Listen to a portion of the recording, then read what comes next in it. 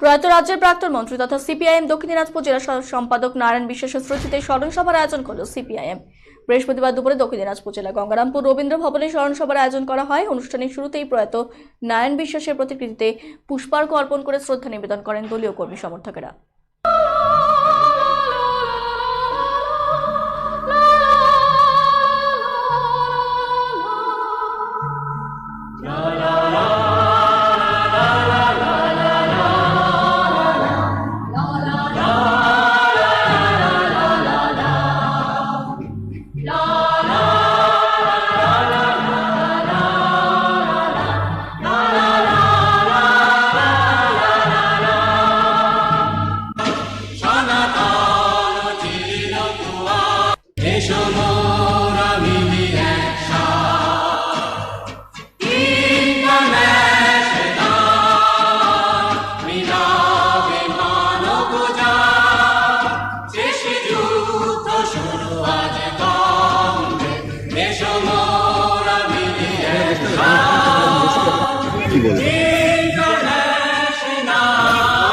তারপর আমি এই জেলার সঙ্গে যুক্ত ছিলাম এবং আমি দেখেছি যখন মন্ত্রী ছিলাম, উনিও মন্ত্রী ছিলেন, আমি কিছুদিনের জন্য মন্ত্রী ছিলাম, কারণ এখানে আইআইটি গড়ে তোলার জন্য, তারপর হচ্ছে ওই যে যুবদের স্বনির্ভর কর্মসূচি রূপায়ণের জন্য, বালুরঘাটে মুসলিম গার্লস হস্টেল করার জন্য কীভাবে তিনি আপ্রাণ চেষ্টা করেছেন, লেগে থেকেছেন, তাহলে এগুলো করা সম্ভব ছিল না।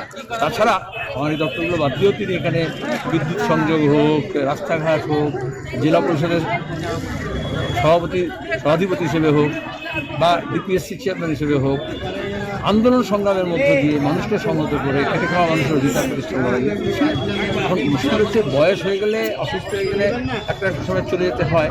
আরও কিছুদিন বাঁচলে আমাদের সুবিধা হতো সংগঠনকে আরও বোঝাতে, কিন্তু এটা হচ্ছে একটা অংশ যাচ্ছে, আবার নতুন একটা অংশ এগিয়ে আসছে। কি বলবেন?